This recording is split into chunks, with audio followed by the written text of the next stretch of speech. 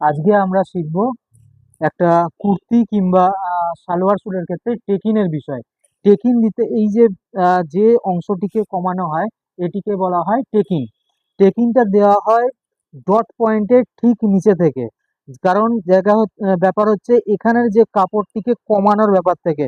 এই যে এই কাপড় দেখুন, চেস্ট যেমন হচ্ছে, চেস্টের ক্ষেত্রে দেখা যাচ্ছে চেস্ট কম থাকে, ধরুন এখানে 30 রয়েছে, আর ফুল চেস্ট রয়েছে, ওয়েস্ট রয়েছে 30, সরি, ওয়েস্ট রয়েছে 30, আর ফুল চেস্ট ধরুন রয়েছে 38।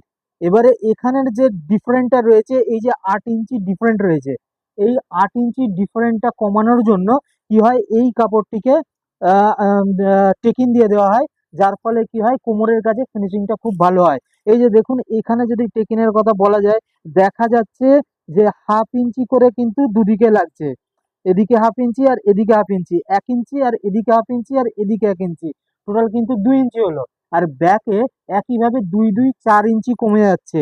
এবারে আর যে 4 ইঞ্চিটা কমানোর জন্য কি হয়, ব্যাকের ক্ষেত্রে কিন্তু একটা শেপ দিয়ে দেওয়া যায়।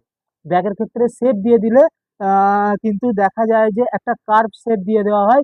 এই কার্ভ শেপটার ফলে ওখানেতে কিন্তু টোটাল যত ইঞ্চি কোমরের কাছে কাপড় কম দরকার সেখানে দেওয়া যায়। আর এটি কিন্তু খুবই একটা গুরুত্বপূর্ণ বিষয়। টেকিন দিলে কিন্তু সমস্ত মালের ফিনিশিংটা খুব দেখতে ভালো লাগে।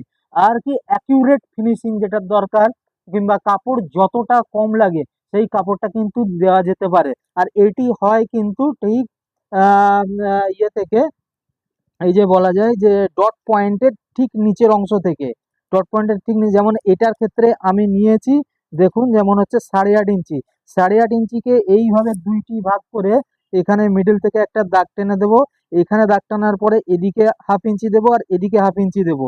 1/2 ইঞ্চি দাগ দেওয়ার পরে আর বোথ সাইড, আদার যে সাইডটা রয়েছে সেখানেও হাফ হাফ 1 ইঞ্চি করে আমি মেরে দেবো। এতে কিন্তু টেকিংটা কমপ্লিট হয়ে যাবে। আর কিন্তু ওয়েস্ট পোর্শনে কাপড়টা আমি কমিয়ে দিলাম, এক্ষেত্রে কিন্তু বেটার লেভেলের ফিনিশিং পাওয়া যাবে।